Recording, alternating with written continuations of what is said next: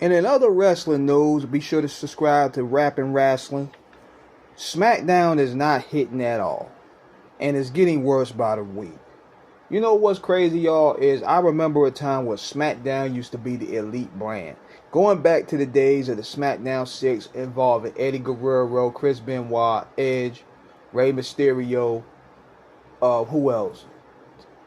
And I think Chavo and Eddie. I think that was a part of the SmackDown 6. And that created stars. Then you had the heel run of JBL that came in the mix. Then you had the runs of Batista. Then you had the runs of the feud between Edge, Taker, and Batista carrying that brand. Then later on, you had CM Punk and Jeff Hardy. They were feuding. And then you had the Straight Edge Society, which CM Punk was doing. Then came followed by the Hall of Pain. Then after that, you had the Daniel Bryan.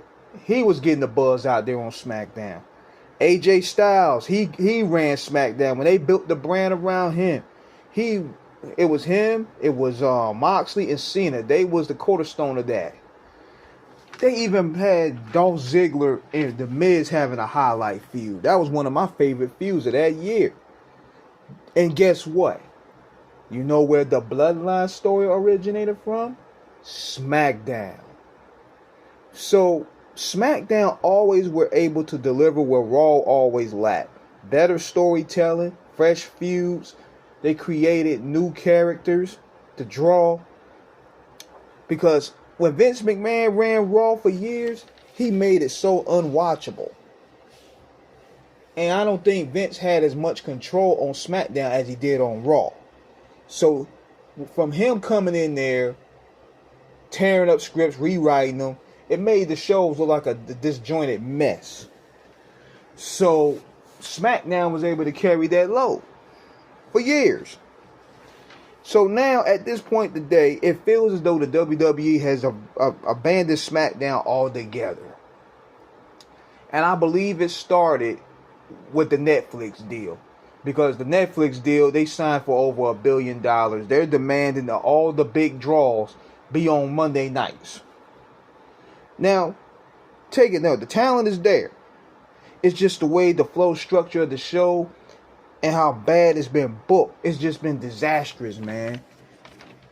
The theme song is whack. It got actually Meg Thee Stallion.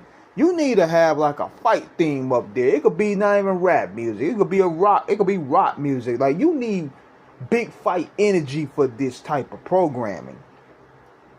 Then you look at the presentation. It looks all glossy. It looks like dull.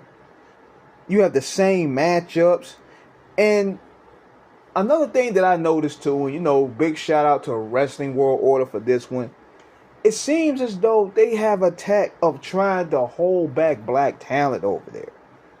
Like, if you want SmackDown to really be a draw, base this show mainly around Mello, Trick, Jade Cargill, Royce Keys, Lash Legend. You got the talent there. Build the show mainly around them. That could be the SmackDown 6 right there. And watch you bring a whole different demographic over there. If anything, they dropped the ball even on Royce Keys.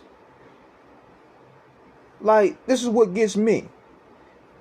They feel as though, we already have one dominant black man on one brand, which is Obafemi. We can't have another one. They could have built him right there, Royce Keys. Royce Keys could be the dominant one on SmackDown. Then you have Obafemi on Raw. Let them two clash, and you have something that you could build towards. It could be a brand versus brand type deal. But instead, they chose the safe route. And now we're going to get this boring Cody Gunther feud that they already had a match. They should have had Royce Keys win and surprisingly beat Gunther. Because Gunther don't need it. He beat John Cena. He beat Bill Goldberg. He beat AJ Styles. We need to make new talent. Royce Keys has a story.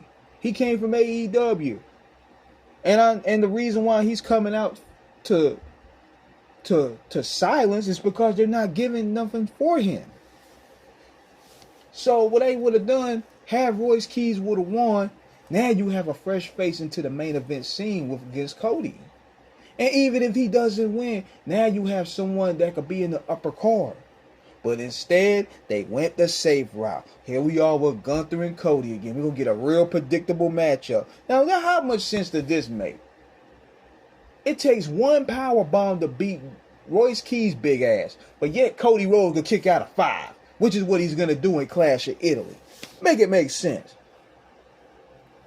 So then you go to the tag division. That sucks. The show just lacks grit and edge. It feels as though one show is just basically the same as the other. There needs to be where they were competing brands. That's what needs to happen. Like going back to the days of Paul Lee competing against Monday Night Raw when he was writing for SmackDown. It made better television for both. It seems as though two shows are more the same now. There's no difference. Only difference is you got a blue stage and over here you got a black ring for the ads. That's what's missing with SmackDown. You got predictability. You got people scared to take chances. You got $1 million talent and bullshit feuds. Like I said, Trick Williams should not be feuding with The Miz and Kip Wilson. Get that shit out of here. Jade Cargill should still be dominating. And what people want to admit or not, black dominance draws. Black dominance draw. And long as you keep pushing your vanilla favorites in the mix, things are not going to change.